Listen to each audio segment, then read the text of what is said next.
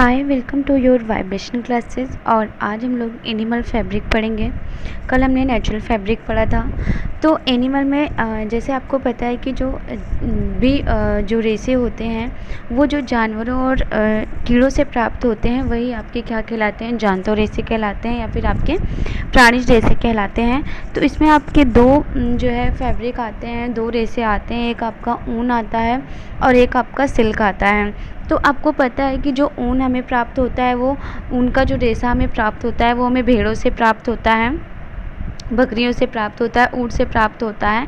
उनके बालों से जो है ऊन हमें प्राप्त होता है। और जो आपका रेशम होता है वो कि जो कीड़े पेड़ पे होते हैं, जो जैसे शहतूत के पेड़ पे होते हैं, तो उनके लार से हमें प्राप्त होता है। तो इनके जो रेशे होते हैं वो बहुत ही ज़्यादा क्या होते हैं कि महीन होते हैं, बहुत ही ज़्यादा महंगे होते हैं। और जो आपका रेशम होता है उसे तो वस्त्रों की रानी कहा जाता है। तो ये जो है क्या है कि जानतो रेशे की विशेषता है। और जैसे जो आपका जानतो रेशे में जो आपका रेशम होता है वो जो रेशम के कीड़े की मुख्य ग्रंथियों में महीन छिद्र में निकली जो लार होती है, उसके वातावरण में वायु के संपर्क में आने पर वो जो सूख जाते हैं, फिर क्या होता है उसमें जो है वो चिकने चमकदार कोमल धागे के रूप में वो परिवर्तित होते हैं। तो जो आपका रेशम और ऊन होता है वो मोस्टली दोनों आपके क्या होते हैं कि बैड कंडक्टर होते हैं। आप खुद ही देखिए कि आप रेशम के कपड़ों को प्रेस नहीं कर सकते हैं, इस्त्री नहीं कर सकते हैं, आप ऊन के कपड़ों को इस्त्री नहीं कर सकते हैं। तो ये क्या होता है जिसके कारण हमें ये सर्दी में क्या होते हैं कि गर्मी प्रदान करते हैं। ऊन के रेशों में हवा भरी रहती है जिसके कारण शरीर में ऊष्मा ना तो बाहर आ पाती है और ना ही अंदर नहीं जो है वो बाहर आती है, और न ही बाहर की सर्द भरी हवा को शरीर में वो प्रवेश करने देती है। एक चीज़ मैं और आपको यहाँ पे बता दूँ कि जो आपका जानतो रेशा होता है वो दो प्रकार का होता है, एक ऊन होता है और एक रेशम होता है।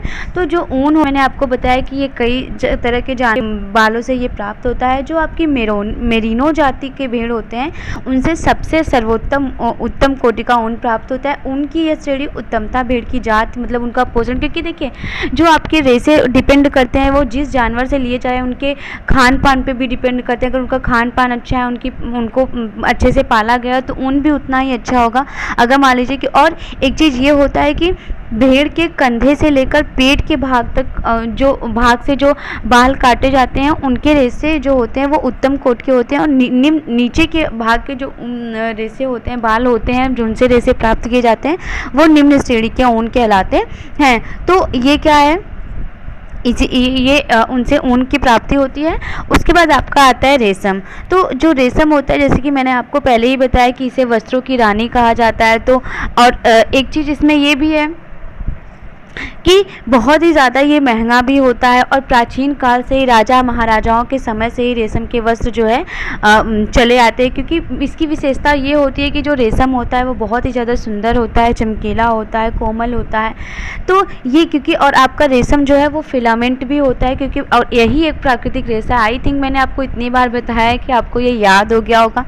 और रेशम के रेशे रेशम के कीड़े से प्राप्त होते हैं। इनके कीड़े शहतूत की पत्तियों को खाकर जीवित रहते हैं। और कीड़े के मुख के पास से जो महीन छिद्र उपस्थित होता है उसी जिनसे होकर कीड़े लार जैसे पदार्थ को स्रावित करते हैं। तो ये वातावरण में वायु के संपर्क में आकर लार सूखते जाते हैं। यह कुकून कहलाती है। रेशे से प्राप्त करने के लिए कुकून को खोलते हैं और पानी में डालकर इन्हें मार दिया जाता है। वह रेशे को रील में लपेट दिया जाता है। तो इस प्रकार की प्रोसेस होती है।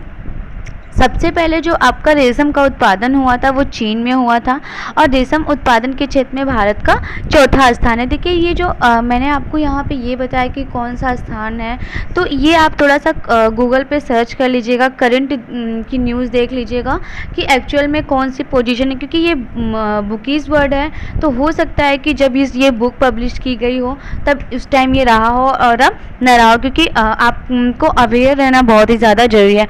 और जो रेशम का उत्पादन होता है, चीन में भी होता है, जापान में भी होता है, फ्रांस और थाईलैंड में भी होता है।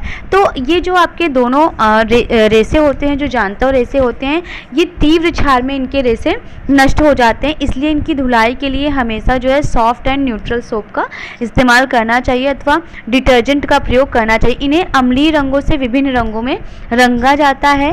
भीगने के पश्चात इनके रेसे अपनी कुछ शक्ति खो देते हैं। तो ये आपका क्या था, जानतो रेसा था। नेक्स्ट वीडियो में हम खनिज रेसे के बारे में बात करेंगे। तब तक के लिए थैंक यू।